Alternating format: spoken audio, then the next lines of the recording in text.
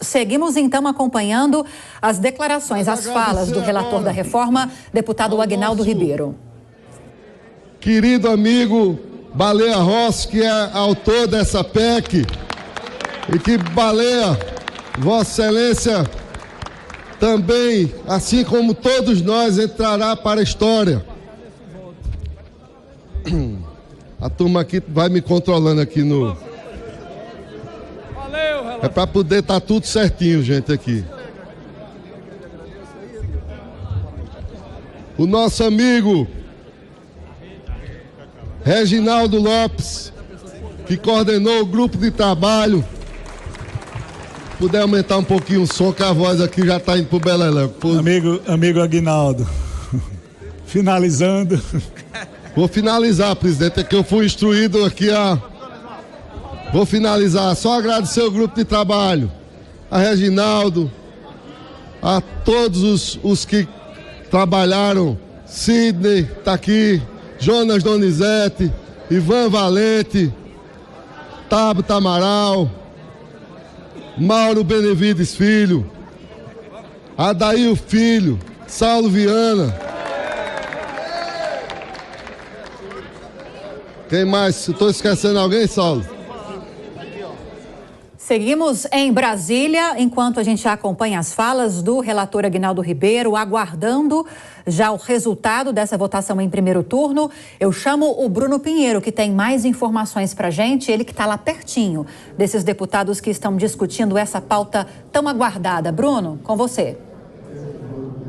Eu fiz um rascunho aqui, Lívia, já que estamos já falando sobre os números, é importante entender como está essa orientação, esse encaminhamento. Antes de iniciar esta votação, foi colocado em discussão um requerimento que seria o objetivo de adiar esta votação. Ele foi rejeitado. Vamos entender esses números. Hoje, na parte da manhã, o ex-presidente Jair Bolsonaro reuniu os nomes, todos os deputados que são da mesma legenda do Partido Liberal. 99. Eles estão aqui dentro do plenário. Entre os 99, 79 votaram a favor de retirar essa votação, de adiar a votação. O restante não votaram a favor. Acharam que seria necessário colocar essa votação durante a noite de hoje, nesta quinta-feira. Então, com esse número, a gente já consegue entender que entre o partido de Bolsonaro, de Valdemar Costa Neto, da oposição a Lula,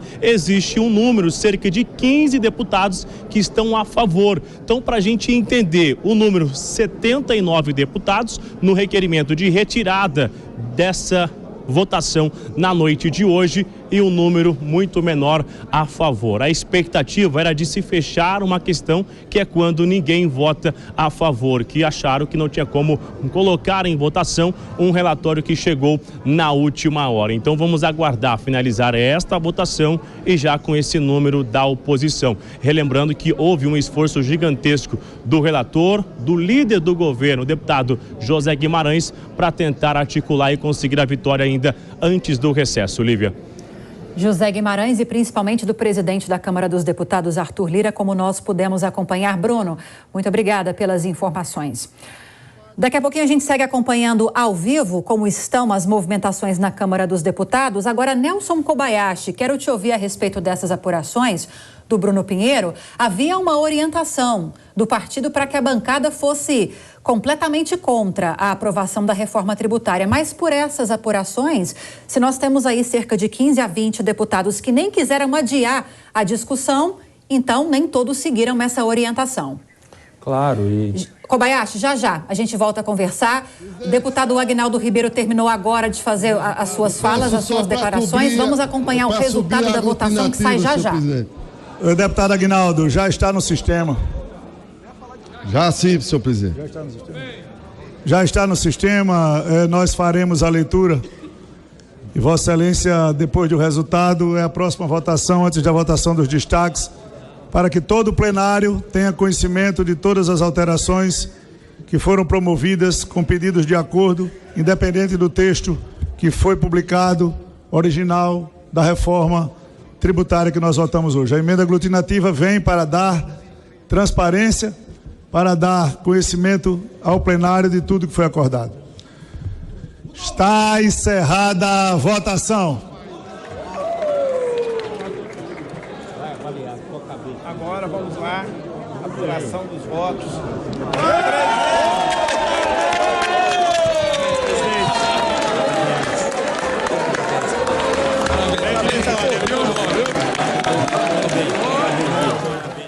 Bom, seguimos então acompanhando o resultado dessa votação em primeiro turno da reforma tributária. Tivemos 382 votos sim. Lira falando, vamos lá. Não, 3 abstenções no total de 503.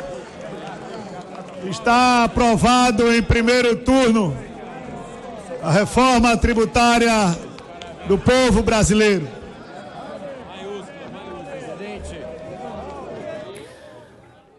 Pois bem, aprovada em primeiro turno a reforma tributária com ampla vantagem, como já era esperado, 382 votos sim, 118 votos não. Nelson Kobayashi, perdão por te interromper naquele momento, mas chegamos à informação mais aguardada do dia, que é o resultado dessa votação da reforma em primeiro turno. É como você já estava aguardando, acima de 350 votos favoráveis. Pois é, como eu estava aguardando a partir de hoje, né, Lívia? Porque se fosse na segunda-feira, eu estava aguardando que essa reforma não fosse sequer votada. E isso ia ficar para o segundo semestre. Muita coisa aconteceu de lá para cá. Governadores mudando de ideia, partidos mudando de ideia, 7 bilhões de emendas disponibilizadas para os parlamentares e reforma tributária aprovada em primeiro turno. O presidente da Câmara quis deixar clara a assinatura dele nessa aprovação, o relator também, o que é arriscadíssimo, é uma aposta. Por quê? Porque é PEC, é proposta de emenda à Constituição, isso vai para o Senado, depois volta para a Câmara, depois volta para o Senado. E daqui para lá tem muita coisa que pode ainda mudar nesse texto. Ou seja, essa reforma pode ser muito melhorada, quanto pode ser muito piorada. E no final das contas, depois o cidadão vai se lembrar quem é que assinou essa reforma. Se ela fizer bem, vai colher os frutos. Mas se ela fizer mal, também vão se lembrar que foi por conta dessa votação assodada, sem a melhor discussão, sem o debate necessário que a população gostaria de ter, contribuindo para uma boa reforma tributária que nós precisamos.